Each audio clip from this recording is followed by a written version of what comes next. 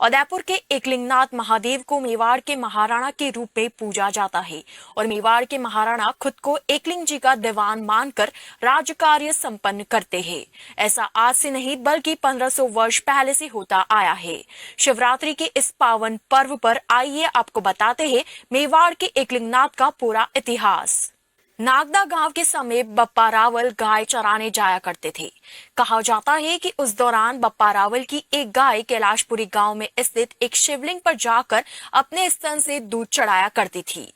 उस मंदिर में हरित राशि नाम के एक महात्मा पूजा अर्चना करते थे, जिनको बप्पा रावल ने अपना गुरु भी बनाया था। उस दौरान इस मंदिर को लकुलेश नाम से जाना जाता था। तो वहीं हरित राशि जब मोक्ष की ओर जा रहे थे तो उनका रथ बप्पा रावल के आने से पहले ही रवाना हो गया। हरित राशि को जब बप्पा रावल ने नीचे से देखा तो हाथ जोड़कर नमन किया। कहा जाता है कि हरित राशि ने जब थूका तो वो थूक बप्पा रावल के पांव के अंगूठे पर जा गिरा और उसके बाद हरित राशि ने बप्पा रावल को मेवाड़ का शासक बना दिया। बप्पा रावल ने सन 734 में लकुलेश महादेव मंदिर का निर्माण कराया। इसके बाद दिल्ली के राजा इल्तुतमिश ने नागदा गांव पर आक्रमण किया तो पूरा गांव तो तहस-नहस हुआ ही, साथ ही यह मंदिर भी तहस-नहस कर दिया। महाराणा मोकल सिंह ने फिर से नए मंदिर का जीर्णोद्धार शुरू किया, जिसे बाद में एकलिंगनाथ महादेव के रूप में जाना जाने लगा। मेवाड़ राजवंश और मेवाड़ का इतिहास बहुत ही गौरवमय रहा है और बहुत ही प्राचीन भी रहा है। एकलिंग जी मंदिर की स्थापना को लेकर के यहाँ का जो शासक है बापा रावल, जिसको हरित राशि जो यहाँ पर शिव पूजन करते थे, उनके आशीर्वाद से मेवाड़ का शासन उनको प्राप्त हुआ और इसलिए मेवाड़ के शासक स्वयं को उनका दीवान मानते हैं और एकलिंगनाथ को ही मुख्य शासक के रूप में उनकी पूजा करते हैं। और प्रति सोमवार यहाँ के राजवंश के लोग माँ एकलिंग जी जाते हैं पूजन के लिए और जन आस्था भी एकलिंग जी में है। पूरे मेवाड़ के लोग भी एकलिंग जी पूजन पर के लिए वहाँ पहुँचते हैं। शिवरात्रि पर बहुत बड़ा मेला लगता है यहाँ पर और दर्जी जाति के लोग तो यहाँ पर ध्वजा चढ़ाते हैं। इतिहासकारों के मुताबिक 14वीं और 15वीं शताब्दी में महाराणा मोकल सिंह द्वारा नए मंदिर का निर्माण कार्य शुरू किया गया, जो महाराणा रायमल के कार्यकाल के दौरान समाप्त हुआ। बताया जाता है कि महाराणा रायमल ने डूंगरपुर से काले पत्थर को मंगवाया और उसके बाद इसी मंदिर परिसर में उस पत्थर को तराशा गया और चौमुखी शिवलिंग का रूप दिया गया। यह शिवलिंग वर्तमान समय में भगवान एकलिंगनाथ के रूप में देशवासियों की आस्था का केंद्र बना हुआ है। बप्पा रावल के काल से मेवाड़ के राजा एकलिंगनाथ को ही माना जाता है और महाराणा खुद को एकलिंगनाथ के दीवान मानते हुए अपने कार्यों को संपादित करते हैं। राजतंत्र के दौरान लिखे गए कई पत्रों में जब किसी को महाराणा आदेश देते तो वो वे पत्र के अंदर मेवाड़ दीवान के आदेश से शब्द को काम में लेते थे।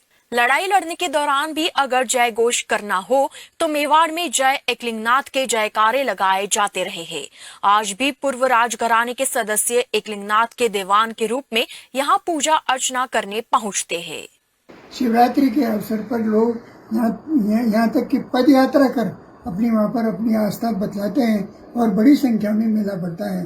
दूसरा जो शिव का केंद्र है वो महाकाल का केंद्र है, जो कि अम्बा माता के नजदीक आगे बना हुआ है। ये बहुत ही महत्वपूर्ण मंदिर है मेवाड़ का, जहाँ पर कि आज़ादी के पहले और एक उदयपुर की स्थापना के पहले भी ये मंदिर था, लेकिन बाद में इस मंदिर को भव्य निर्माण करवा दिया गया। इस मंदिर का सबसे बड़ा महत्व ये है कि यहाँ के ज्योतिषी लोग यहाँ पर काल गणना करते थे और मेवाड़ पंचांग यहाँ बनता रहा आज़ादी तक। 1947 तक मेवाड़ पंचांग यही बनता था और यहाँ के ज्योतिषी लोग यहाँ पर ब्रह्मांड का अध्ययन कर उस पंचांग को बनाते थे।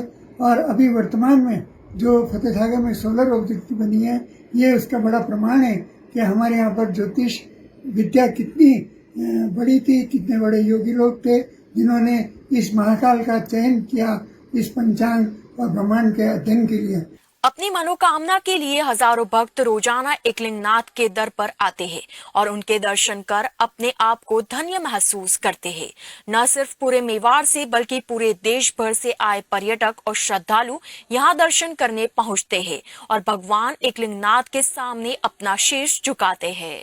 भगवान एकलिंग जी के प्रति, चूंकि महादेव जी के प्रति बहुत आस्था है हमारी, क्योंकि जो महांकल ज्योतिर्लिंग है, जो 12 ज्योतिर्लिंगों में आते हैं, उज्जैन में निवास करते हैं और उज्जैन के पास में ही इंदौर है। तो चूंकि हमारी महांकाल भगवान में और एकलिंग जी में विशेष रूप से श्रद्धा है और इस स्थान के बारे में हमें जानकारी जो नाथ द्वारा, चूंकि हम आते रहते हैं तो जिस होटल में हम ठहरते हैं उन भैया से हमें यहाँ के बारे में पता चला था और हम जब भी यहाँ पर आते हैं एक आत्मिक अनुभूति महसूस करते हैं। बहुत शांति मिलती है हमारे मन को और भगवान एकलिंग जी ने आज तक हमेशा हमारी सभी मनोकामनाओं को पूर्ण किया है और बस जब जब वो मनोकामना पूर्ण करते हैं तब तब दर्शन देते हैं। ये हमारा सौभाग्य है। शिवरात्रि के एक दिन पहले हमें मालूम पड़ा कि कल से यहाँ पर लॉकडाउन के कारण आगे दर्शन नहीं हो पाएंगे, इसलिए हमने सोचा कि आज हम इसका लाभ लें और दर्शन करके और शिवरात्रि के हर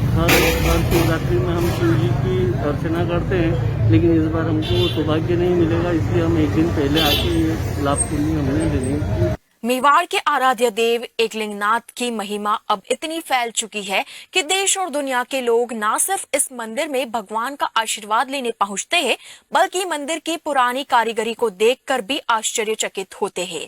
मंदिर परिसर में 108 छोटे व बड़े मंदिर बने हुए हैं, जहां भगवान भोलेनाथ के कई रूप स्थापित है।